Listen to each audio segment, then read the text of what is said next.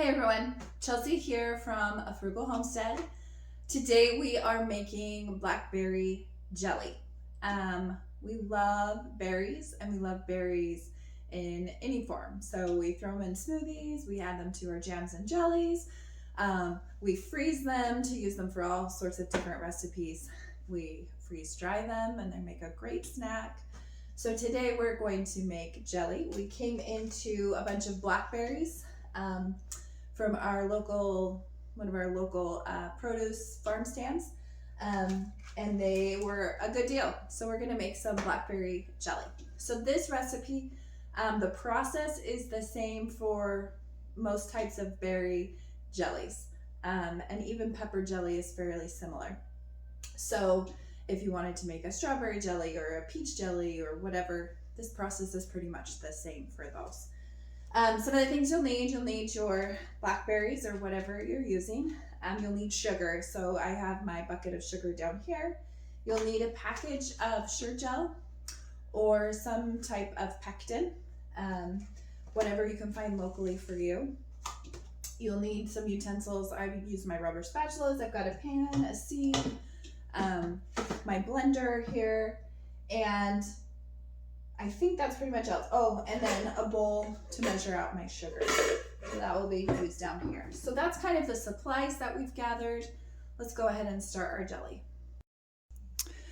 The first thing that you're going to need to do with your blackberries is wash them off, and then we're going to add them to our blender.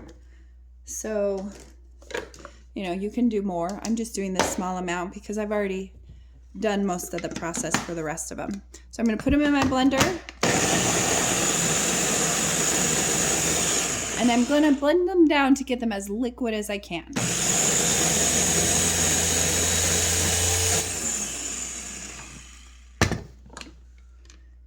So that's about where I'm at here.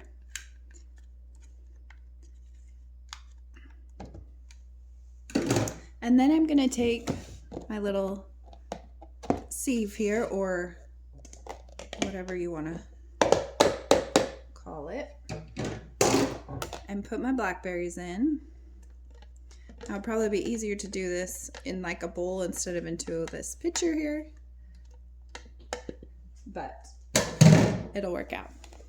And then I'm just taking this little rubber spatula. You could use a spoon or wooden spoon, and I'm just kind of pushing through, and you can kind of see, as it go this way, that the liquid will come out randomly. So I'm just going to try and get as much of that blackberry liquid out. Now, I said we got 2 cases of blackberries, which I think was 10 of these 6-ounce packages.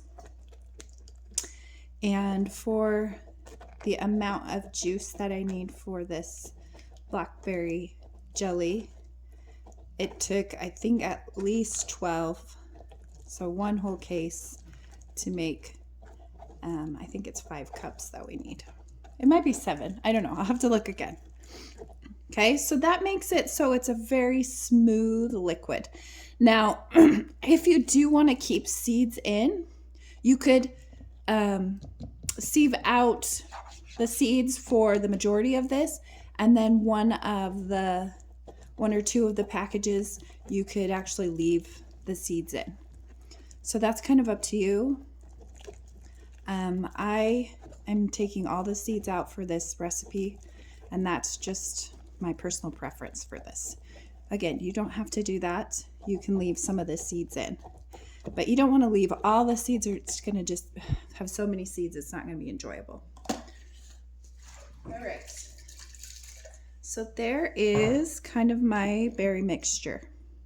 Okay, so all of this is just blended and then strained blackberries. So all of this is just the juice of the blackberries. So the next step is I'm going to measure out my sugar. And for this recipe, I need 7 cups of sugar. So I'm just going to measure out the 7 cups just into a bowl here. Make sure I get the right amount. So that's 7 cups of sugar. It's a lot. All right, now we are going to cook our yummy fruit juice. So the first thing we need to do is measure it out. So we want to make sure we have the right amount. So we need 5 cups of this blackberry juice. So I'm just going to measure 2, 3, 4, and 5. 5 cups of our blackberry juice right here into our pan. And then to that, we are going to stir in our pectin. We're going to do the whole package of pectin, and we're going to stir it in real well. Make sure we get it all in there and stir.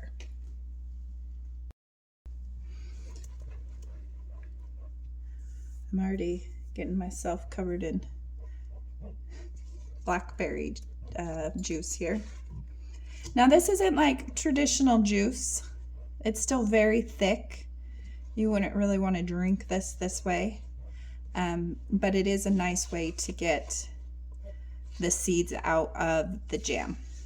So you could do the same process if you wanted to do boysenberries or raspberries or blueberries or strawberries, any of the berries. You can kind of crush them up and strain out the seeds. But this same process works for peaches and pears.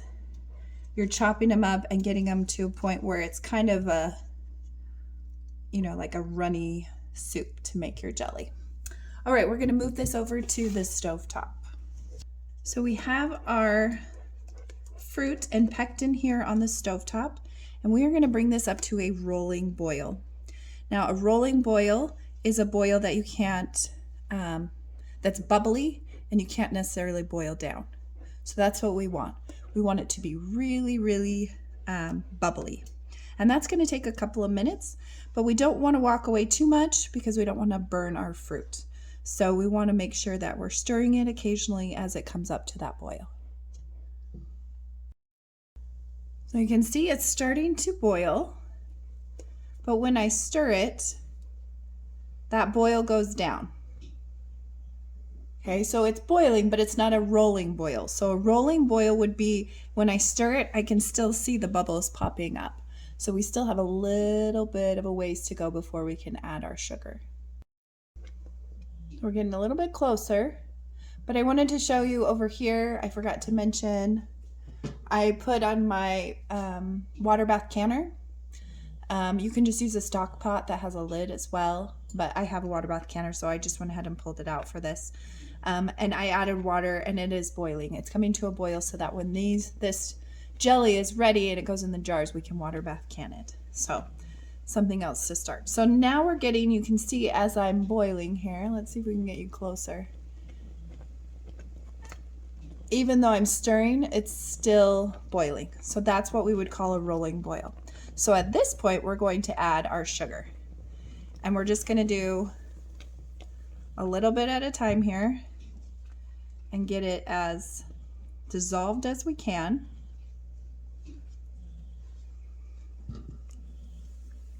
We want it to be really well dissolved so we don't have crazy sugar crystals, and so that it's flavorful all the way throughout.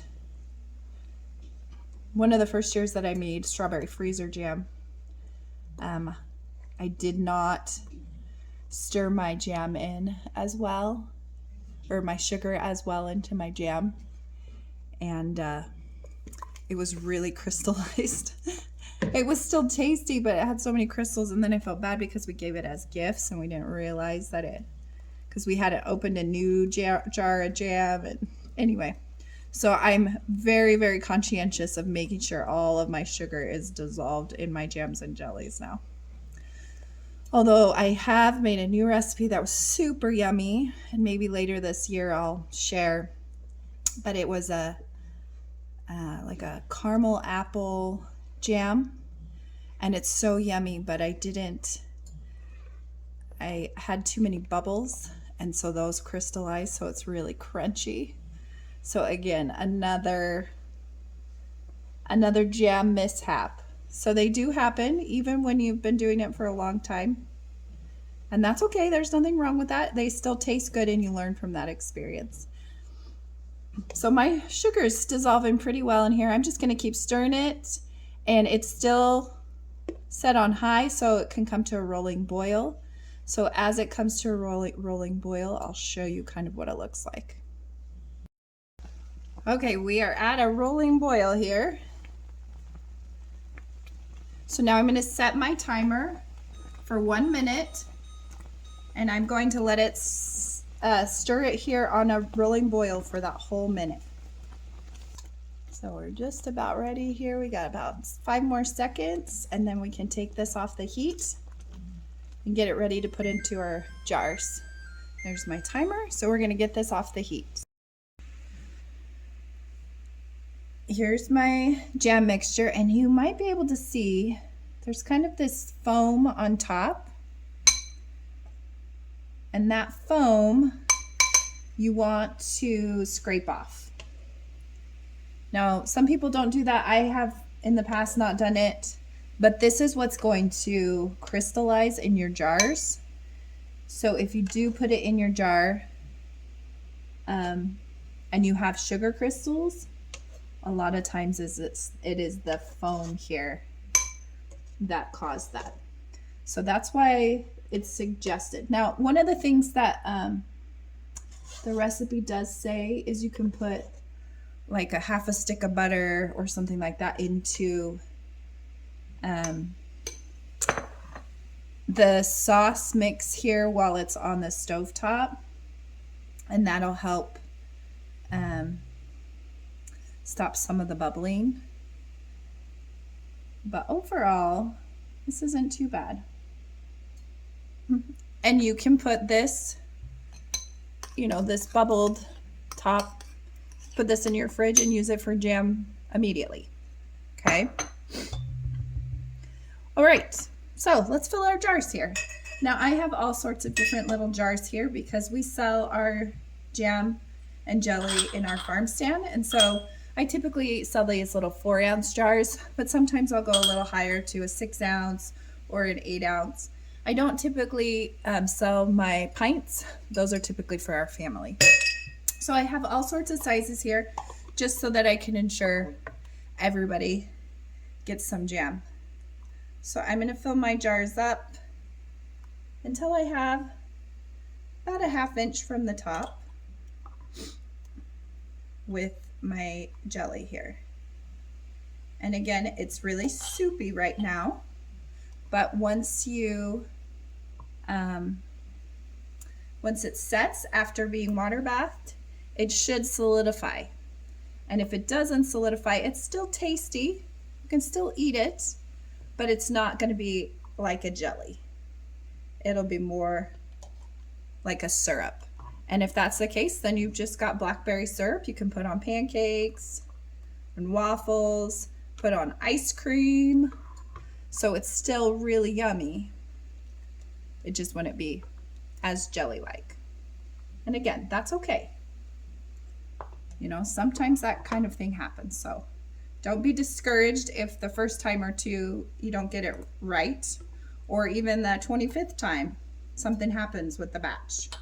Sometimes if you have older pectin, that can make a difference as well. So now this recipe should make about 9 cups of jelly. So depending on what kind of containers you put it in,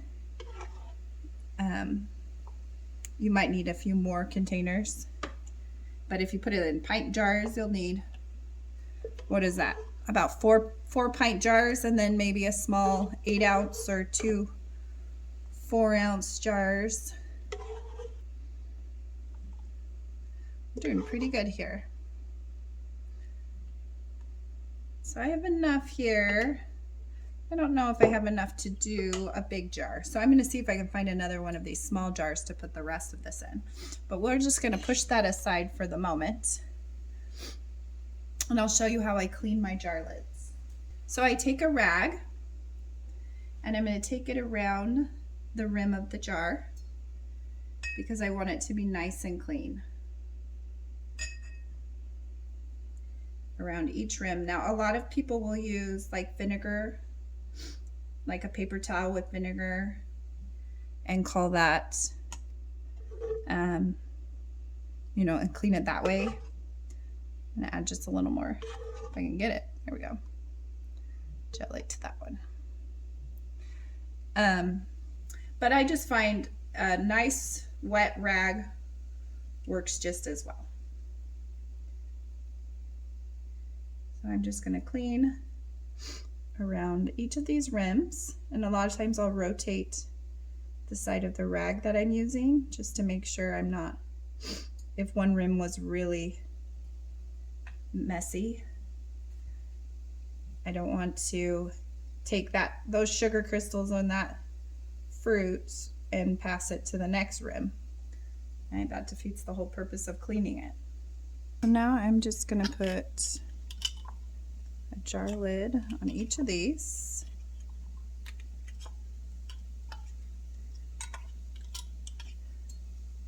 And then we'll seal them up.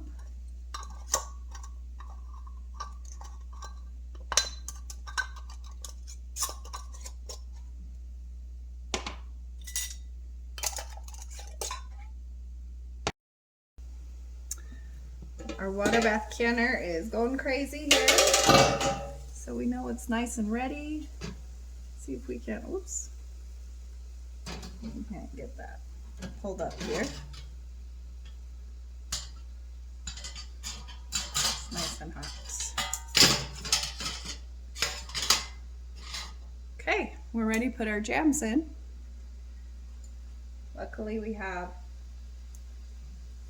lots of choices here. So we did lots of different sizes.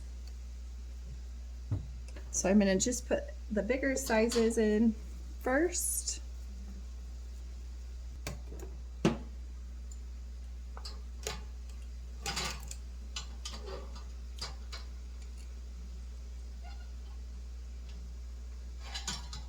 And lower those in. And then we'll get the smaller sizes because my rack is meant for bigger jars. Some of these smaller sizes will fall through. And so it's easier just to set it down to make that work for us. Now the nice thing with this is that I can place jars on top of each other. Some of these smaller jars can go on top of each other. Let's move over here.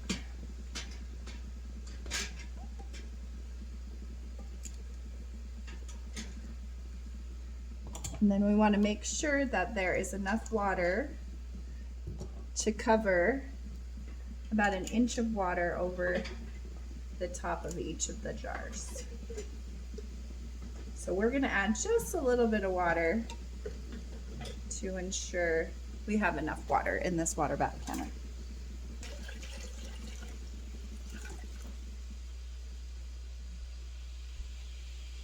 Okay, it's all ready to go.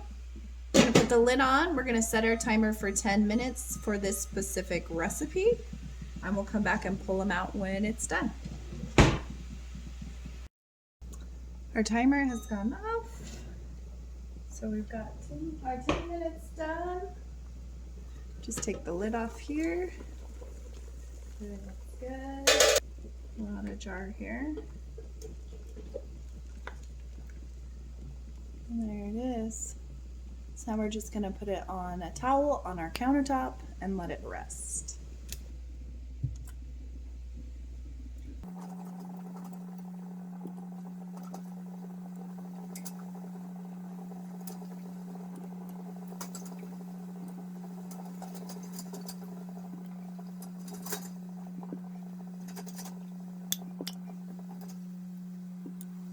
And there they are. Aren't they beautiful?